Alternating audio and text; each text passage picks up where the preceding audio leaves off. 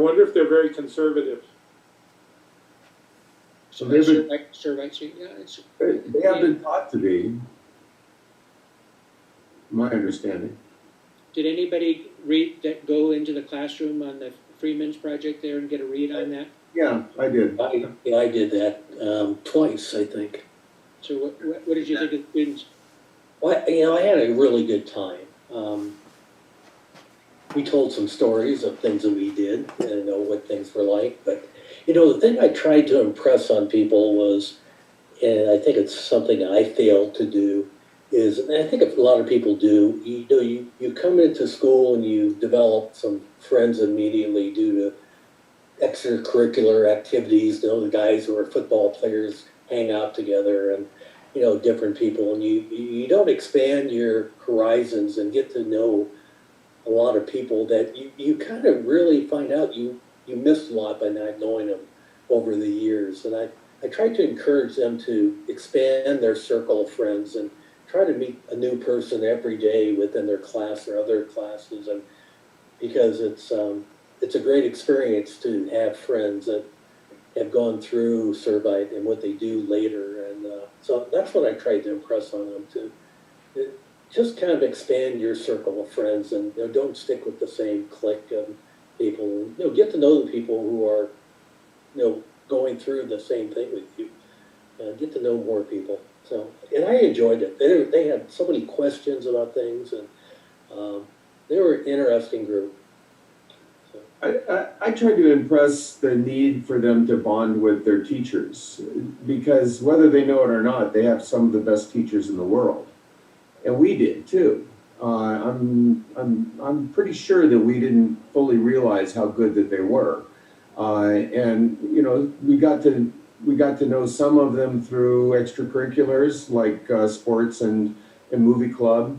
They have a robotics class at Servite now, and you can see the camaraderie that it builds between the students and the teachers there. It would not have been possible for me to go to, I think I may have said this last week, but it would not have been possible for me to go to Notre Dame had it not been for Father Gallia, because he was my college advisor, my biology teacher, a priest, and a Notre Dame alum, the 4 people that they want you to get referrals from. And had I not developed a relationship with Father Gallia, with Fred, that my life would have been completely different. And these kids, they were interested in what we had to say. They ask thoughtful questions. Mark, did you go do that task as well? Yeah, Rick and I did it together. So I think we were one of the first groups that did it. And I emphasized the same thing, to get to know the people that they're with. What I sensed from them, and it might have been a little bit biased because it was the first group, they had handpicked them. The lady told us, I can't remember her name, Stephanie or something. And she said, these are the ones we consider leaders. And she also said that every class has their own personality. So she said, these are the leaders. I think there were a dozen in there. And of course there was pizza. So free pizza, brought the crowd, and we got to talk to them.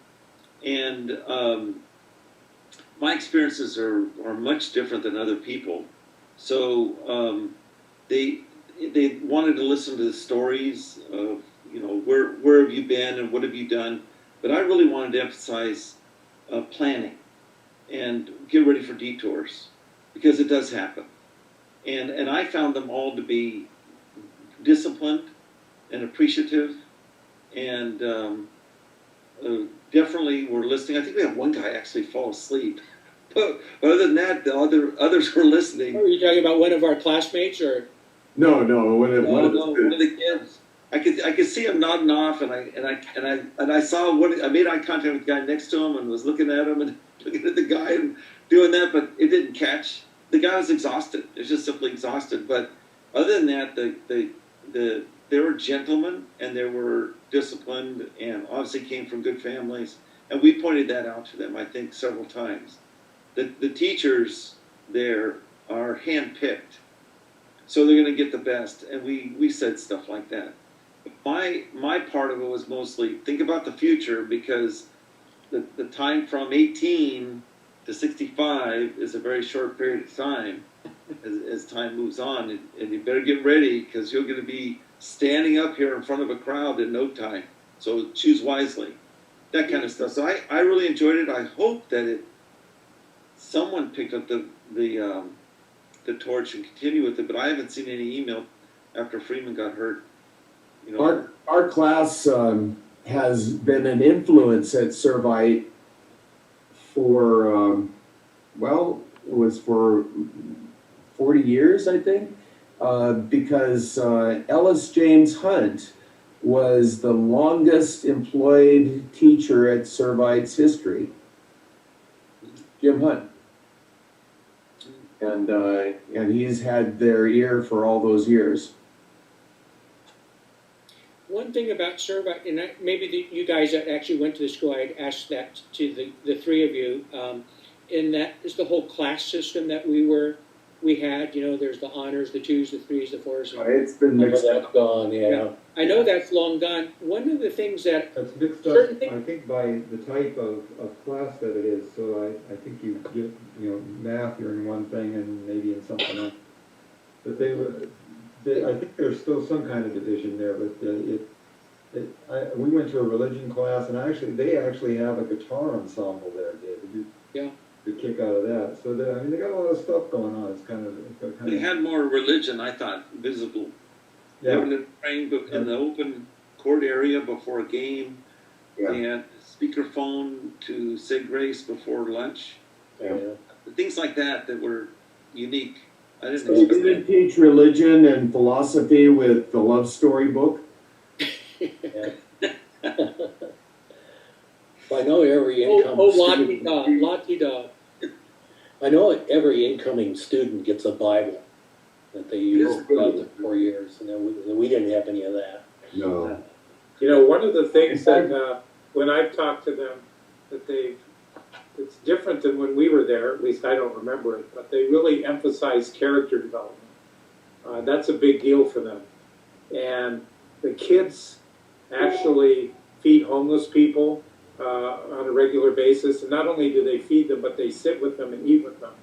And they raise money, and they actually support several families that are poor and provide housing for them. I was very impressed with that. I thought that idea that, I think we were in the Sputnik area where they took, a lot of us were immigrant children, and they wanted to get us to college, and they wanted us to be intellectual Catholics, I think. But I think they take that for granted, that they're going to give an intellectual education, but they want to emphasize character development, which is something that I think most schools don't do, and is a really interesting, actually probably quite important. Obviously, our class failed in that regard.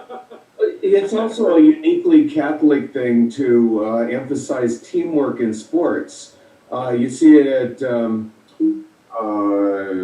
Santa Margarita, you see it at Mater Dei still, and you definitely see it at Servite, where it is more important to be a successful team than it is to have a superstar quarterback. And I see it whenever I'm exposed. I've known several of the quarterbacks from over the years, and they all say the same story. And I've spoken with through a Notre Dame alumni group. I've spoken with some of the coaches, the head coaches, football coaches, and they all espouse the same thing: team first. Yeah, so Roger and Tony, you probably didn't quite get the whole thing, but our class has had a project. Mike Freeman was kind of the instrumental person to get it going, and basically it was to kind of create a link between our class and the class of 21. So 71 plus 21, I think his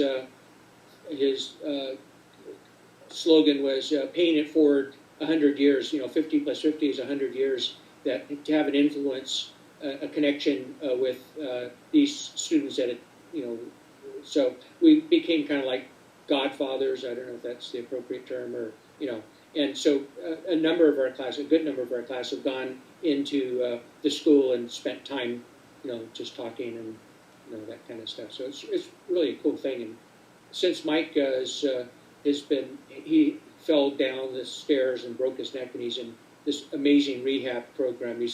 It's amazing because he just had nothing below his neck, and now he's walking and kicking the soccer ball. I mean, it's just he's a robo. He's like a robo cop kind of There's this exoskeleton. Yeah. Exoskeleton. Yeah, it's incredible. Yeah. Somebody in Orange County ought to start that back up.